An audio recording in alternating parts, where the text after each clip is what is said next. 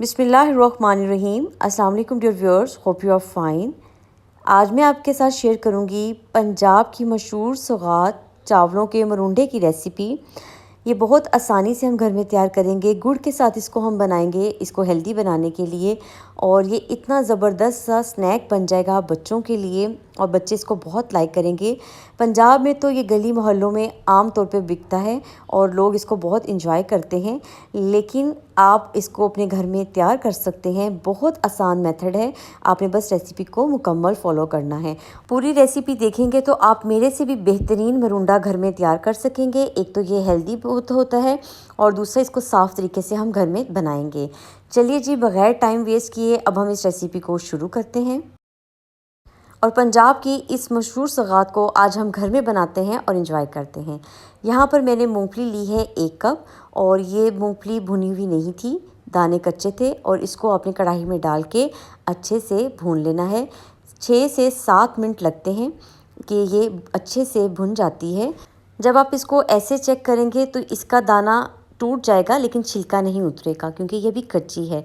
जब आप 6 से 7 मिनट इसको दरमियानी आंच के ऊपर मुसलसल चम्मच चलाते हुए भूनेंगे तो ये बिल्कुल क्रिस्पी सी पीनट तैयार हो जाएगी और इसका छिलका बहुत आसानी से अलग हो जाएगा।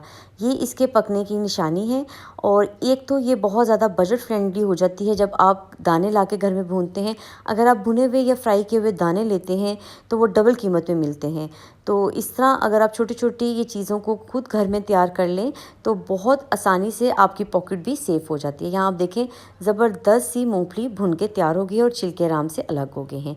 अब कढ़ाई में मैंने गुड़ लिया है 1.5 कप। ये 250 ग्राम गुड़ था जिसको मैंने अच्छे से कूट के इसमें शामिल किया है ताकि जल्दी मेल्ट हो जाए। और सिर्फ 2 खाने के चम्मच आपने इसमें पानी शामिल करना है और मुसलसल चम्मच चलाते हुए इसको पका लेना है। इसको इतनी देर पकाना है कि ये मेल्ट होकर अच्छे से पानी में घुल जाए, और जो थोड़ी सी डलियाँ रह जाएंगी उसको भी अपने चम्मच से दबा दबा के इसको मेल्ट कर लेना है। अब एक छलनी लेनी है और उससे आपने गुड़ को बहुत अच्छे से छान लेना है। ये प्रोसेस इसलिए कि इसमें जो गन्ने के ज़रात होते हैं वो निकल जाएं।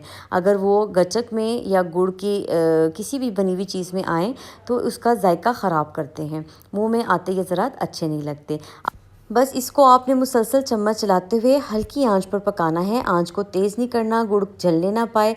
अगर गुड़ जल जाएगा तो इसका जायका कड़वा हो जाएगा। बाज़ार में मिलने वाला मरूंडा चीनी में बना होता है, लेकिन इसको हम घर में गुड़ में तैयार कर रहे हैं। इसको गुड़ के पकने की निशानी ये होती है कि अगर पानी में 1-2 ड्रॉप डालें और वो बिल्कुल कैंडी की तरह क्रिस्टल हो जाए और टूटे बिल्कुल कैंडी की तरह, तो गुड़ तैयार है। फ्लेम को ऑफ कर देंगे और इसमें हम जो ये चावलों की फुलियाँ हैं इसको शामिल करेंगे। इसके साथ बादाम और मूंगफली भी मैंने शामिल की है ताकि इसको मज़ीद हेल्दी बना सकें। बस फ़ौरन आपने इसको मिक्स करना है। पहले से एक ट्रे को ग्रीस करके रखना है, इस पर ये तमाम मिक्सचर जो है जो हमने तैयार किया है इसको इस पर डाल लें और हाथ को गीला करके हल्के हाथ से प्रेस करते हुए इसको इस तरह से शेप दे लें। ये प्रोसेस आपने बहुत जल्दी जल्दी करना है क्योंकि जैसे ही गुड़ ठंडा होता है वो फ़ौरन शेप ले लेता है। अगर पहले ये शेप ले लेगा फिर ये सेट नहीं होगा। यहाँ पर ऊपर मैंने सफ़ेद तिल शामिल किए हैं। आप नारियल, किशमिश कुछ भी शामिल कर सकते हैं अपने टेस्ट के अकॉर्डिंग। मैंने इसको मज़ीद हेल्दी बनाने के लिए तिल का इस्तेमाल किया है और मूंगफली और बादाम का इस्तेमाल किया है।